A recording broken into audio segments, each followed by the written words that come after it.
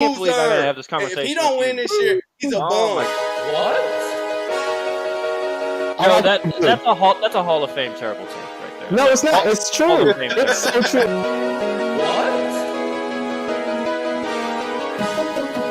What? Boy just choked. Straight women booty and let the ball go. Say what again? Say what again? I dare you. I double dare you. LeBron James puts up a three. Won't go. Rebound Bosh. Back out to Allen. His three-pointer. Bang!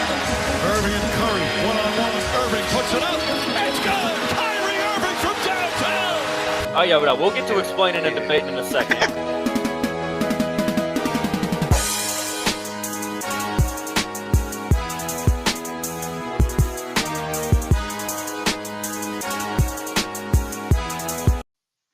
What is up, Yes, sir. Joseph? Man, that sounded good, bro. We might have to throw a little flute in there in the intro, you know. Get a little Andre 3000 on the intro music because that beat was nice. You gonna add the flute in yourself? I don't know about that. I can play the recorder, but I don't know about the flute. I'll The be- recorder.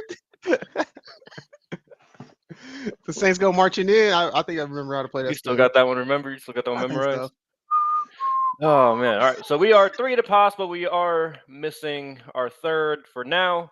We are hopeful that our boy Devion will be able to join us here at the end because we got to take at least one take. I mean, we'd love Devion's take on all these things, but like especially one really feels like it's his wheelhouse with the whole Draymond thing going on this week. So we're gonna push that to the end of the show. But we got a few other things to talk about. The Clippers, they get their first win in the James Harden era. Man. Doc Rivers was on Bill Simmons' podcast, had some thoughts on the development of European players versus American players. You know, we got to come back with an updated top 5 power rankings. You know, top five, and then of course Draymond, love or violence. But we start with the Clippers. Congratulations, Clippers. James Harden, you finally got a dub with your new team. Now, the big piece of this, Joe, day of or day before the game, Russ came out and said, I want to come off the bench. I think it'll help with chemistry. So Russ came off the bench. In game 1 of him coming off the bench, they got their first win. We kind of talked about that idea last week. So, Joe, what's your kind of reaction to the new look Clippers? They beat the Rockets, by the way. Russ coming off the bench was the only thing that made the most sense. But to me, the biggest thing was it wasn't Russ coming off the bench. It was Paul George, in my opinion, taking the reins. To me, it looked like Paul George was like, all right, y'all, no matter what, I'm going to be the one person y'all can count on. Now, we're going to see how that looks in the playoffs. But so far, after they first win, to me, it looked like Paul George said, this is my team. They let James Harden do his thing every now and then. But for real, what was more surprising to me was my first time seeing Paul George since he was with the Indiana Pacers, where it seemed like he was just saying, give me the ball and get out the way. Which I guess, now I'll take that back. He did that a little bit last year with the Clippers in the playoffs a little bit when Kawhi was out. But he really seems like he's that dude, like, get out the way. I'm going to take every shot. I'm not worried if I miss, I make it. Now, we'll see what if playoff P show up or podcast P show up in the playoffs. But right now, it's looking good. It's looking good right now. I'm not going to go as far as say it's looking good. They're 4-7. Yep. Not looking great in totality, but they did finally get a win against a team that had been playing pretty well. You know, we had talked about the Rockets a little bit last week. They've been playing well. They were 6-3 going into that game. Our main man Germ had a lot to say to me after they got that first win. He was real happy. He was chirping a lot. He was quiet all those other games. He was super quiet. Yep, sure was. But you know, it's all good. Happy for them. Happy that you can get that fired up about a November win. But you know, good for the Clippers. I think I don't think Russ is the one that should come off the bench. I think it makes more sense for Harden to come off the bench. I think he would be better suited to play that role. But I appreciate his ego. Yeah, no, I appreciate Russ doing it because someone had to do it, and Russ just swallowed his pride and did it himself. I'm still out on the team though. I'm still all the way out on the Clippers. I don't think this has a prayer of working. It's even watching that game, right? Like Harden had a few kind of vintage Harden moments. You know, I think he was probably a little extra motivated. with it being against the Rockets, the team he spent so much time with. But That apparently said, yeah, no thanks, we don't want you back here. right, this current Right. offseason, they didn't want him. So to me, it's too much. It's still way too much ISO ball. Now they did run some good plays. I think I can't remember which one of them I saw get some nice open looks off of some good quick actions. But I think Kawhi got some nice open shots and like I'm seeing them try to incorporate more non-ISO stuff in there. But the thing that I noticed is just like at the end of the game, that's what they go to. Now you can beat a team that's as young as the Rockets like that because they also don't really know how to close games very well at this stage. I need to see them do that against some of the bigger dogs before I start giving them any little piece of credit or put any stock into them turning a proverbial corner. I'm not gonna say they turned the corner. They look better than they did at first, but turning the corner, yeah, that's a lot to say. Yeah, yeah.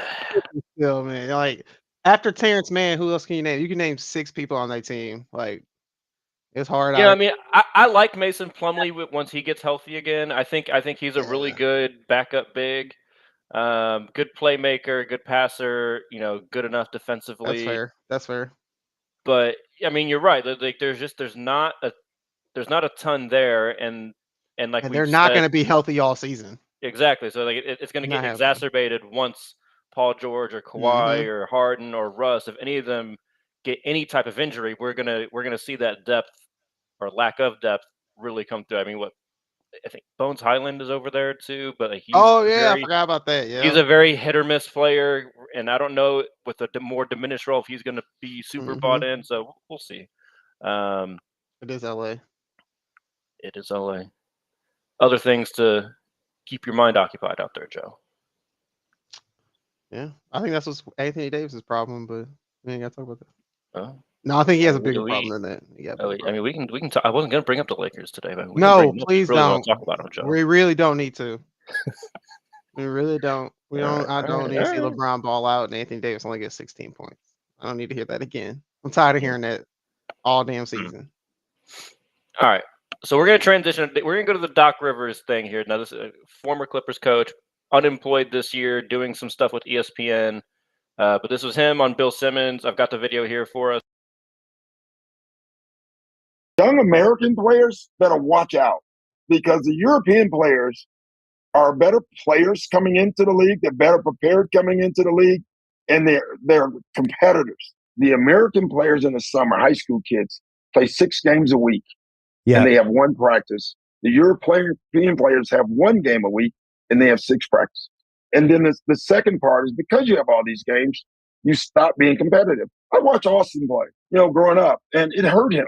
It used to drive me crazy because Austin would not even at halftime, he wouldn't take a shot. He would just sit. And I remember walking across the court one day, and I was not that type of parent. I said, "Hey, you're gonna like shoot some free throws? You're gonna warm up?" He said, "Dad, I got 5 more games today. I'm gonna play 48 minutes because the stars in the AU never come out.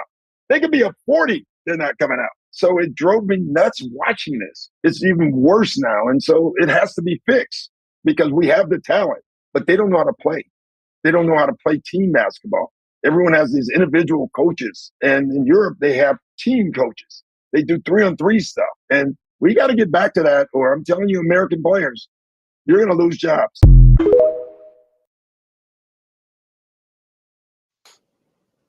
Man, I was agreeing with him until the end. Oh my god, because I was gonna say Talk to me, Joe.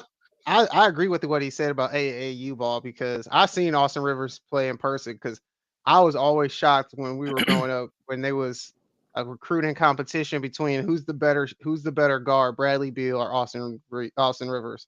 And I seen Austin Rivers, Bradley Beal play in person in a game. And I watched Austin Rivers and I didn't really think he was that dude. Like Doc said, he was just sitting there shooting threes the whole game. He really didn't have nothing else much to his game. And I was like, yeah, this guy's not better than Bradley Beal. And look at it now. But he lost me at the end about the team basketball. Like, I ain't buying that people don't know how to be teams. I don't buy into that. You got to be a good teammate and you got to have chemistry on the court, but you don't have to be a good teammate and like the person to win. You with. I don't think that's what he was saying. I think he's saying that He's But talking about like the Drew I don't Hanlons of agree the with that. world, right? How those guys have gotten a lot bigger now, and now Yeah, I have nothing against Drew. Drew does a good job. but I don't agree with He's that either, Bradley though. Beal's individual coach saying they Jason spend all Tatum's their the time individual working. coach. Yeah, Tatum, Embiid, Maxey, like he's got a lot of really good players. But I don't But agree with that either. I agree they don't have enough practices. Like the training camp's a week. Training camp's 2 weeks, and then preseason, and then the regular season. Like they don't have enough, and then they don't practice that much in between games anyway. So put more practices in, and then I think that's where you can develop it. What I think the problem is in American-born players, they're more athletic than European-born players. So they just, hey, I'm a rare piece in the round of people I play with.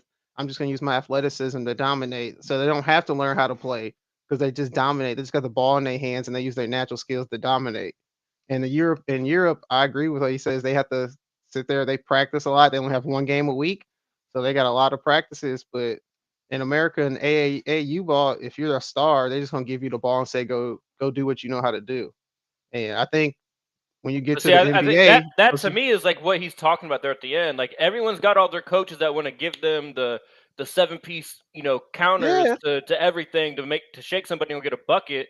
But then you try and incorporate. It's like, okay, well, how do you incorporate that into the game? Now I know I brought up Drew Hanlon earlier. I do not want this to be like a stray to him. He does a very good job of working, I think, within team constructs. But there are a lot of individual trainers that only focus on being shifty and the moves and yeah, I okay, agree with that. once you start I see leveling that. up, you got a shot clock. Like that, if you don't got something quick, you got to move the rock, right? And like that's my whole issue with AAU ball. It's kind of what you're saying. It's this hyper individualized. It's people trying to make a highlight tape Yep. So they can instead get of learning so how they to can play get basketball. recruited. Yep. And the AAU coaches are really no better because they're the ones that are supposed to know better. But all they want to do is say, "Oh, I got this many kids that went to college and got a scholarship, so then the next parent will pay me, to have their Yeah. kid, and then I can get Yeah. like it's just this And then revolving door." Nike and all the shoes companies come to me, and I get sponsored by Hmm. them, and I get all this money just by having random kids on my team wearing number 412. Like, what the hell? Yeah, I mean, I think what's interesting, Joe, is I feel like for us, we kind of grew up in that kind of Middle. transition period of when like when we were in high school, AAU was definitely a thing. It was starting there was like conversations like, is this becoming bigger than the actual like high school team you play on, right? At this point in life, I think we're Wasn't it? It well was like there. only the Eagles, which are now the In Bradley St. Beal Louis, Elite. right? In St. Yeah, Louis, there yeah, was in one St. AAU team. There was one. Right. Now there's like, I don't even know, 10. I mean, there was other ones like I played on like the Swarm, like there was a few other Yeah, the ones, but like Swarm the Eagles were the was the big one. They were big one. the Yeah. best one. Yeah. But I mean, he is so spot on when he says like, yeah, they play like all these games in like a day Mm-hmm. or a 2 day span. I was coaching, a few years ago, right? At the post grad, I had high school. We did a little AAU, and those tournaments are terrible. Like like they are just no one is learning how to actually play basketball. Our team that we had was nowhere near as talented as the other team. Now we had a couple guys that ended up playing in college. Like we have a guy who plays for SIUE at Edwardsville, Illinois. Hit the game winner against SLU last year. Thanks a lot, Ray.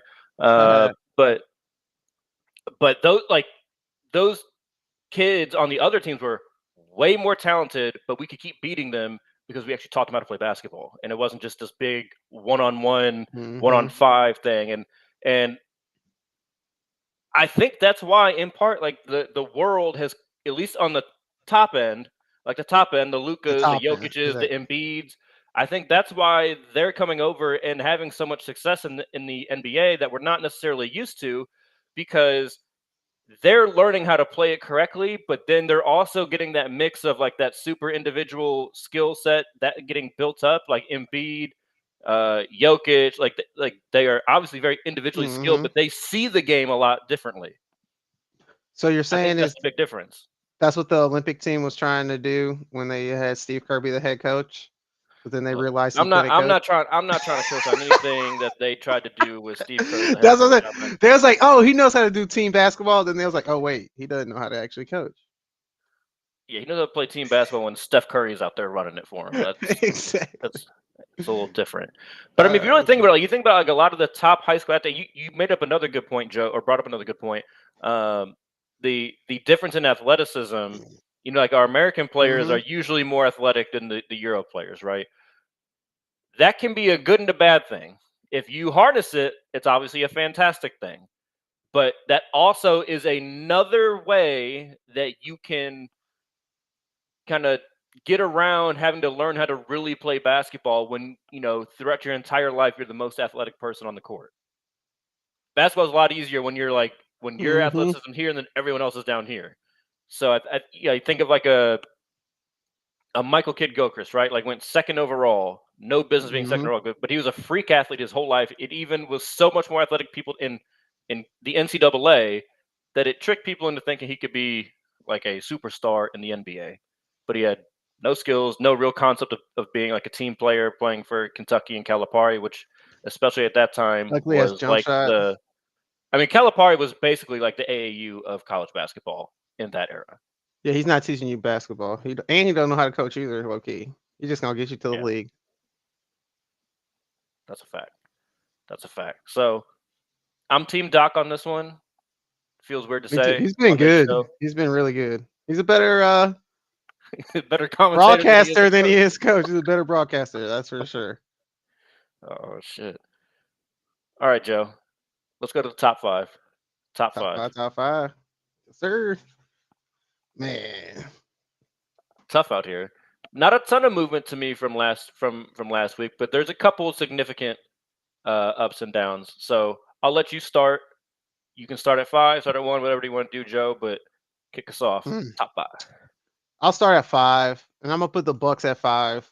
They look a little bit better. I'm still concerned. I still have question marks, but they looking a little bit better. Look like they're starting to click. The offense is kind of going. So I'll put the Bucks at 5. At 4, man, I don't want to do it. I'm not doing it. At 4, I'm putting the Mavs. I'm putting Dallas. At 4. I like Luka, and they still shooting the ball right now, but we'll see if they can continue to do it. But they look good, so I'll put the Mavs at 4. Then 3, I'm gonna put the 76ers at 3. No, I'm not. I take that back. I'm putting the Boston Celtics at 3. I'll put the Celtics at 3. Wow. Even they look good. I like them, but I'm also a little concerned with the Porzingis situation. And they outscoring people, but that defense still not there. When the ball misses, the ball not going in, we'll see what they do in that 3-point shot not going in. Second, I'll put the 76ers. I think Embiid and Maxey dropping 50 points after we just gave them all that love last week. They just nasty. They could be really good. Embiid embracing their role as being the dominant one. You don't have to worry about nobody else. So I'm gonna put 76ers at 2. And then I'm gonna put the Nuggets at 1. Man, they just good. They just really good. They did slip up one game, but they just too good. You really can't complain about anything they have. Process of taking a L to the Donovan Mitchell-less Cavaliers as we speak. But hey man, things happen sometimes. You gotta relax. So so I had T-Wolves in there the first time we did this. I had them in the top 5, but I took them out the top 5. They ascend to the Western Conference 1 seed, and you take them out. That's crazy. Absolutely, because their season is over. We'll talk about it in the next segment, but their season over. It's a wrap. It's a wrap, dog. It's a wrap. It's just saying. over. It's a wrap. God. I'm just saying, if somebody walked in here right now and start choking me, and you didn't try to help, actually, you would do more than what his teammates did. I'm just saying. So, and you're not even next to me, and you would do more than what his teammates not did. Even in the same city. That's crazy. I'm just saying. So their season over. Oh my God. God. I had to take them out the top 5. I respect it. I'm so dead. I know you are. Okay. Mine might be a little controversial, but I don't care about these goddamn seedings, Joe. I like to tell it how I see it. So my number 5 is going to be Denver. I think the Jamal Murray injury we're starting to see that show through. So I'm gonna need to see him come back and actually look healthy before I buy all the way. And they're still in the top 5. No, they're still in the top 5. Number 4, I've got my Thunder. I think they've been playing very good basketball lately with people in and out of their lineup and really maintaining a level of consistency that I really like. They lost a close one the other night. Hey, you see that boy Chet? Man, buzzer beaters. Buzzer beaters sent to OT. Sheesh. So I got them at Steve. 4. Talking about Steve Kerr though. Just saying, Mhm. They need a 3 to tie it. Why would you not foul them instantly? Are you team foul? Foul instantly. It's Chet. Make him go to the line. I mean, Chet makes Put the sense pressure too on. because like you take his big ass away from being able to be one of the people that gets the rebound Exact. off of the miss they have to make. But I digress. My remaining 3 off from the East. It's the East NBA. God damn it. It So is. at number Nah. 3, I got the Milwaukee Bucks. They look like they're there. It's all starting Respect. to come together. 4-game win streak. Looking good. Number 2, I got Philly. Dropped them from 1 to 2 this week. I'm with you. Like the pecking order being established and the way it is, and plus the depth look fantastic. Mhm. I'm a little. The only reason why I can't quite go 1 is because the team that I have won, I see routinely go further than them at the end of the day. I still got questions about That's true. both. That's true. But my number 1 is the Celtics right now. All their pieces are starting to look like they're starting to fit together pretty well. They just beat Philly. I hate to say it because fuck Boston, but they look Always good. fuck Boston. They look They good. do look good. They do. And the one thing that's really impressing me, because Porzingis, again, battling some minor injuries, nothing serious. I think this is more maintenance in November. But they got rid of Robert Williams, who was a good rebounder for them. Porzingis not really, even though he's like 7'3", not really a good rebounder. He's hanging Tatum around. has taken it upon himself to put in that extra effort to get those rebounds. I mean, he's averaging close to 10 rebounds a game. Mhm. I love seeing that How kind was of that effort last? from your star player. Well, I just think it's one of those things like when your star is willing to do that, I feel like that's an infectious thing throughout the entire team. Everybody else. So I feel that. Drew Holiday's got to crash. Jaylen Brown, your dumbass got no reason not to get your ass in there and try and do some dirty work while you can't dribble with your left hand, right? Like all those like when your stars do the little things, I think that's a big thing for me. And it tells me that even though Tatum might have an off night, and we saw this in the playoffs last year, Mhm.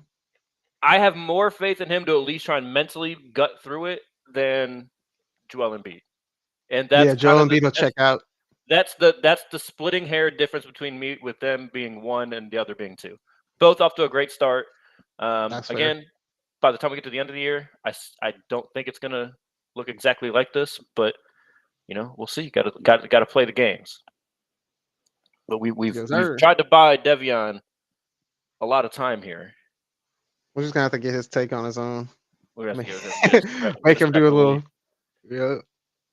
cameo or something. And post it. Yep. But I mean, we got to talk about Draymond. Does he know how to do a TikTok? We can have him do a reaction of the video in the back. Have him do a stitch. That'd be great. Oh my god. Okay, let's talk about Draymond. So there's multiple layers to this. First layer, kind of what you're talking about. So we'll start there. He got ejected not even 2 minutes into the fucking game. Like it had not even hit 10 minutes on the first quarter clock, and he's out there trying to fucking fight people. Like, what are we doing? First of all, that's really the first. Yo, to be honest, I didn't even realize it was that early into the game. That's even more wild. Less than 2 minutes into the game. I didn't even look at the game clock not one time in that whole video. I had no idea. That's wild. Minute and 28-second mark. That's wild. Holy shit. I just assumed it was in the second half. I swear to God, I had no idea. Wow. So that's great. To set the scene, something happened where I think it was Clay and McDaniels. I don't even remember who. Yeah, McDaniels on the Timberwolves getting into it, right? So like McDaniels is the one that is like in shit with Clay. Rips Clay's jersey. He swung him around enough to rip his jersey. Yeah, they're throwing kind of weak half attempts at punches, and then Rudy kind of goes. McDaniels did throw 2 punches though. He did throw 2 punches. Yeah, I mean they were punches. But they were kind of like like kind of like not NBA punches, not street punches. Right. Yeah. Professional athlete punches. Is what I got millions on the line punches. Yeah. Right. So Rudy Gobert just goes over there. I'm usually a big Rudy hater. We just basically trying to like get them separated. He kind of tries to Nah, pull Clay away. I'm not buying that. That's not. You're not a peacekeeper if you're touching the other team. You're a peacekeeper if you're pulling away your teammate. Regardless, You go and grab the other teammate. Draymond then comes running violence. in and puts Rudy Gobert in a headlock and is not going to let go. Now, what a Chokehold. lot of Not a people headlock. have, Chokehold. whatever. What a lot of people have pointed out, Pat Bev very loudly pointed out on his own podcast. You were already alluding to this earlier. No one really did anything to help Rudy once Draymond had him hemmed up. So, Joe, just first, before we get into the whole suspension part of it, I just want your reaction to like what actually happened on the basketball. Man, well, like I said, Rudy Gobert, if you really want to sit there and say you were being a peacekeeper, then you get in the middle of it, or you grab your teammate and make sure he stops getting into the altercation. You go for Clay. Draymond don't know what you're gonna do. Now Draymond just all he's seeing is blood and he going after it. I don't condone what Draymond did, but Draymond did what he knew he could get away with. Let's just say that. He knew he grabbed the right person. I mean, if you really look at it, Rudy Gobert is damn near twice his size. And this man went behind him and chokehold him like it wasn't shit. And Rudy Gobert did nothing but stare at the refs like, help me. Like, hey, that's why I said their season over. Did not one person come over to help at all. I mean, I did see Karl Anthony Towns come over to help, but it was like a week, like, stop, bro, stop. They wanted him to get choked out. It's over, bro. Like, seriously, if I'm Rudy Gobert too, like, I'm looking at my teammates like, hey, bro, did not one person come and help me? No one cares. Like, this dude literally just drugged me from one side of the court to the other in a chokehold, and then nobody tried to stop him. And he was laughing. It was like, ooh, who gonna stop me? Do something. Like, that's terrible, bro. Like, that's probably one of the man. Got light skins looking real bad out here, Rudy. Like, that's a whole nother level, man, bro. I thought you were trying to tell Devion that Rudy don't count as light skin. No, he ultra light skin because he's French. So he French and light skin. It's like a double down of just straight ass weakness, dog. That's terrible. It's like Drake is super light skinned too because he's Canadian. That French is just another level.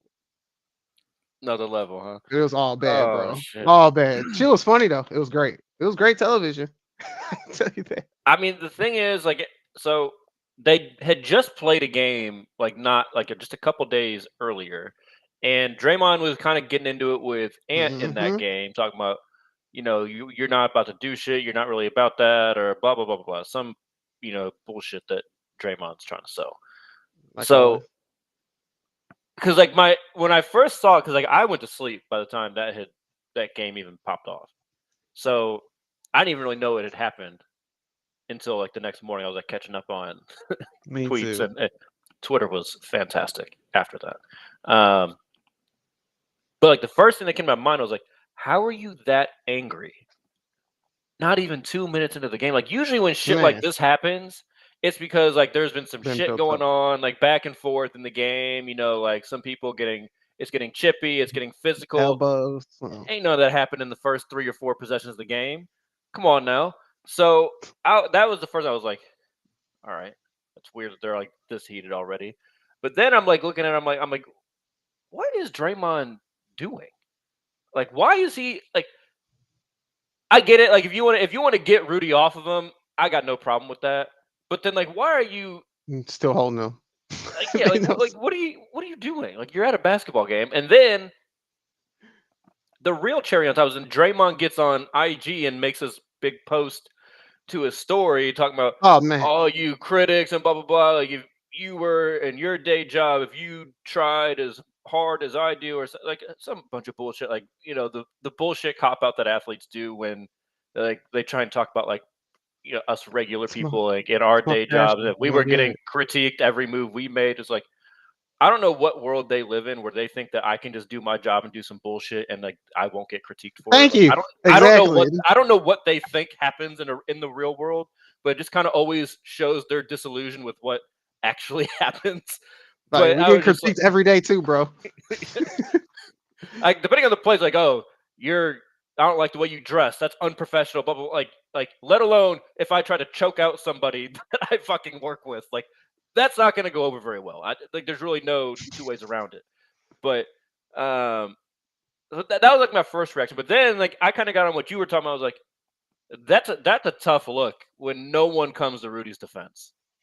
Like, I know he's not a very popular player within the NBA. You know, like dating back to COVID the whole starter. COVID thing and like doing all that. Like that just seemed to really be a kind of a line in the sand. Like, really push people the wrong way on Rudy.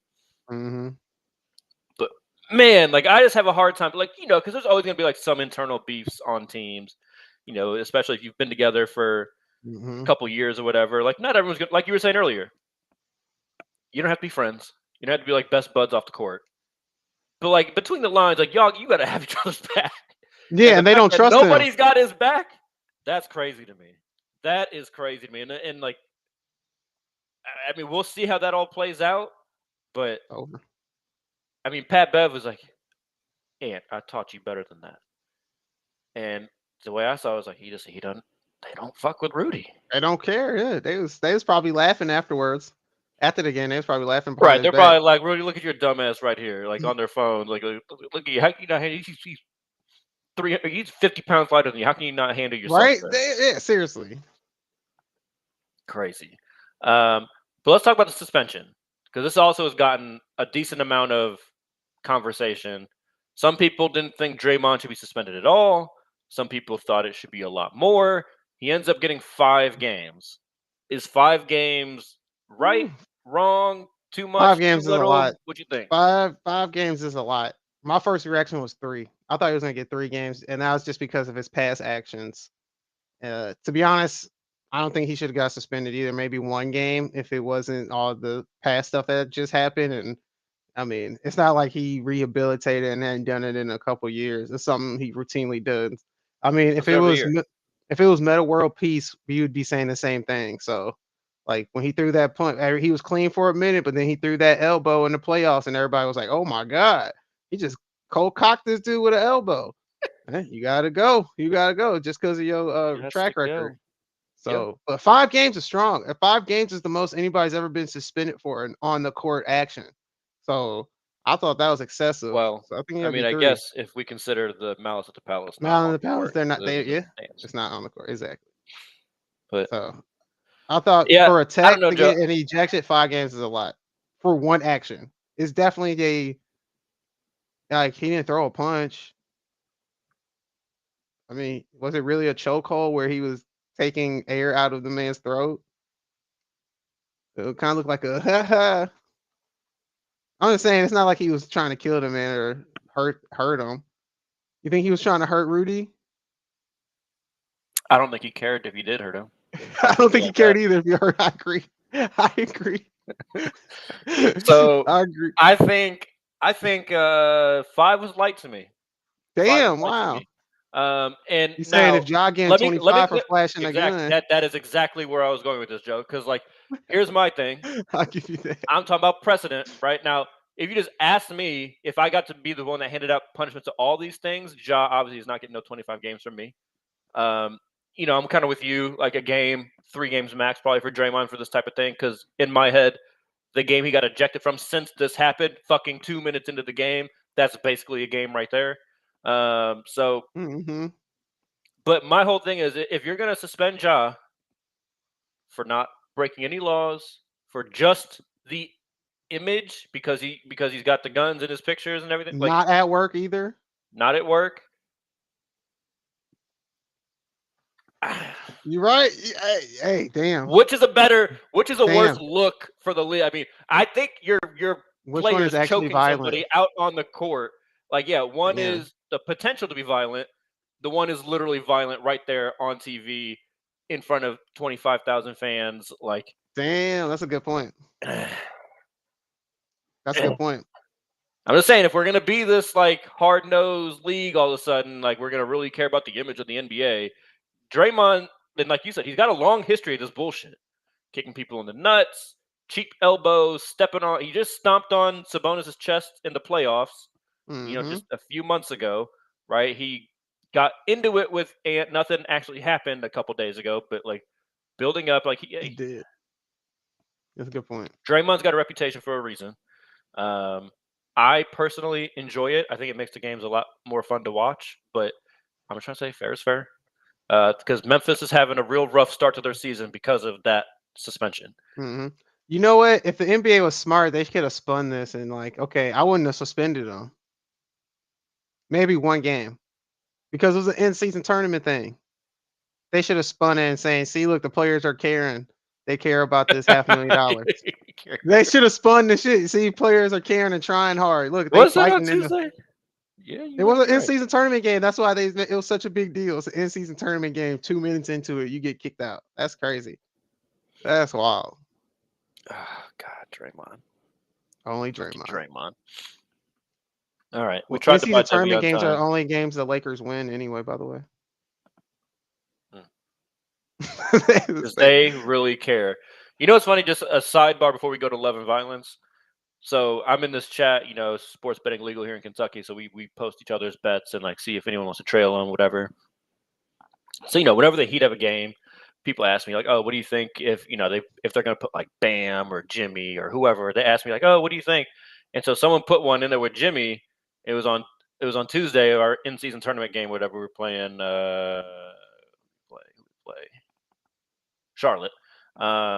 Asked me like, they put like Jimmy like over like 18.5 points or something. I was like, look, guys, I love Jimmy, but like we're really at this part of the season where like Jimmy does not give a fuck. Like he he could may go not score get that 11. 18. He might score 11 points and have Right. 15 assists because he just doesn't care. He's a weirdo. But I think he heard the word tournament and is like, tournament. That's like the playoff. Yeah. This motherfucker went for 36. I was like, hope y'all kept that over 18. Man, I'm telling you. Not only, I think the coaches are going to be in it too, though. For real, like I think a coach. I like it so far. I think so far the in-season tournament's been pretty good. I do too. I just think they got to change the courts. I liked them at first, but it takes me 5 minutes to get my eyes adjusted. It takes like some of these ones, like the Heat or not the Heat. it's Who's too got much. the Bulls? The Bulls blue, like fucking the like Bulls, red. it's too much. Oh It's too my much. god, yeah, it's too much.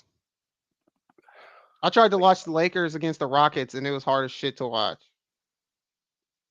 Yeah, like it took me so long to get my eyes adjusted to find the ball and stuff. But I like the jerseys. I actually like the jerseys more than I did before. They look better in game. growing on me. The jerseys are growing on me. The Heat culture one is still lame as fuck, but like I think conceptually it was fine. I just feel like they went so plain. Like they didn't do super anything. plain. Yeah, exactly. I agreed. Like if you I still don't really love the leaning into the Heat culture thing. Like I think you let that kind of be its own thing. It doesn't need to be on a fucking jersey. It's not. Yeah, because then now you're gonna turn into the St. Louis Cardinal fans in a second. the Cardinal way and shit. Like nah. Yeah, don't ruin this. This is only for the players, not the fans. The Heat culture is for the players. It is for the fans. It is for the fans. Like in in the sense of like the fans are like, yeah, Heat culture, but it's like when you like commercialize it, then it's all of a sudden like it kind of ruins the whole essence of Heat culture. Ain't nothing commercial about running until you puke. Right. Yeah, that's Heat culture. It's weird. All right. We end this show. Yes, couldn't get Devion, but it's all good. We choose love. We choose violence. Joe, you got love or you got violence on your mind today? You know what? I'm gonna choose violence because I gotta apologize. I wouldn't want it any other way. I'm choosing violence because I gotta apologize to the Mizzou Tigers because they actually went and gave like that Florida game, bro. Any other year they lose that game, they find a way to lose that game. And they came through a game winning field goal. Just to be clear, I want this to be very clear. You're choosing violence on yourself. No, I'm choosing violence on Mizzou because they're making me apologize. Okay. That way to get there. Yeah, it's a roundabout way to get there. I'm not gonna choose violence on myself. Come on now. That's good. That's good mental health. I was wrong. I'm being accountable in a roundabout way. Right. That's right. But no, man, I'm impressed with them. I should give them love for real because they really out there with a D3, D2 Truman State running back who's leading the SEC in rushing. Like they really doing that with a right quarterback and a white running back. Like it's amazing. In the SEC, it's amazing. Can you name a white running back quarterback duo in the college football or the NFL? How about Brock Purdy and Christian McCaffrey? Exactly. There's two. There's two in the nation. There's two. That's my point. That's my point. There's two. That's my point. So I'm impressed with them. I give them some love. All right. But not too much. I'm not mad at that. I'm not. I mad mean, at they that. could. Seriously, at the end of the season, they could be a top 7 team in the country. They're gonna No, I just mean, there's miss a lot of out people on the think they college get. football playoff. They got a shot at like a New Year's Bowl. They'll get one if they win out because they're gonna beat. They should be Arkansas, and they should be. I think that's all they got left, right? Yeah, I think we're at that point of the year. Yeah, they should beat Arkansas. Because Georgia will represent in the SEC tournament. So yeah. And they'll lose to Alabama, and then Georgia and Alabama will both get into the college football playoffs. That's how it always goes. And then Washington or Oregon will get in, depending on who win the Pac-12. And then Ohio State or Michigan. That's exactly how it's going to go down. And then right behind there is going to be Mizzou. So I got to give them their credit. All right. So that's actually a fantastic segue to mine, Joe. But I'm choosing violence, and I'm choosing violence on Michigan and all of this ridiculous coverage of the scandal at Michigan. I am so tired. I heard, and I love him like 99% of the time, I feel like. But Michael Wilbon came on one show and was like, this is a non-story. I don't know why we're making a big deal out of this. I can't believe he's suspended for 3 games. In what world is knowing the opposing team's play before they run it not like the biggest fucking advantage in sports? Right? I mean, to me, they're like, again, everyone does it. It's the amount of which they went to do. Hold on. Because I got an analogy for you, Joe. I got an analogy for you. Who's considered the dirtiest team in baseball right now? The Astros. The Astros. Why? They were stealing signs, right? It's not that they stole the signs, because again, you get a runner on second base, he looks into the catcher and he can decipher the codes, and he starts giving signals to the batter. Fair game. You earned it. You decoded it yourself. You didn't take fucking videos of it from previous weeks before to then have the answers to the test before you hit the trash can. I mean, it's literally the exact same thing, and no one spared the Astros. They shouldn't have spared the Astros. But I'm so sick of these people acting like Michigan is like getting screwed in all this. I'm like, well, let's look at the 2 games that they've played since that scandal. They look like shit. They damn near lost to Tua Light at Maryland. They're gonna get their ass whooped by Ohio State next week because they're gonna finally play a real team. Penn State, how they lost? God bless how they lost? Like they just can't score.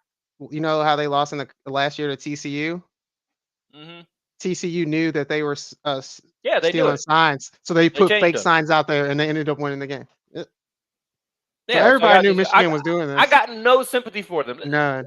You got a fucking former Marine infiltrating others. He was on Central Michigan's sidelines looking at the other team. You have a donor. You have a donor investing in it. Like, why are you going so hard for this? They had a ball boy. Like, so when a team plays, an opposing team comes in, they would have a ball boy over there with a walkie-talkie calling the plays to the other sideline. Like, they were just doing so much stupid stuff that was unnecessary. Like you said, to beat Maryland, to beat Rutgers. Like, why? You play like 2 games a year. You play 2 tough games a year. What? Fucking man up and just beat them. Crazy. Oh my god, yeah, I can't stand it. I can't stand all the fucking talk about it and like, oh my god, I can't believe. I'll give you that. And then Jim Harbaugh trying to be a martyr and stuff. I give you that. Oh my god! And then the fucking coach. I don't care if you guys talk about it, but just only talk about me. Prior week, the interim coach, his first game as interim coach, he's out there fucking crying like, Buckwheat. This is fucking Harbaugh, man. We just like, boy, like it. Man, yeah, boo. Like John Harbaugh in a coma or something, bro. Right, like come on, this man is at home chilling just fine. Again. And he's gonna get a raise because he's gonna go to the NFL.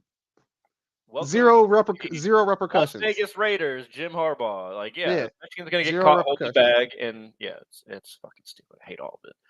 But I think that's a wrap. We are 3 to possible.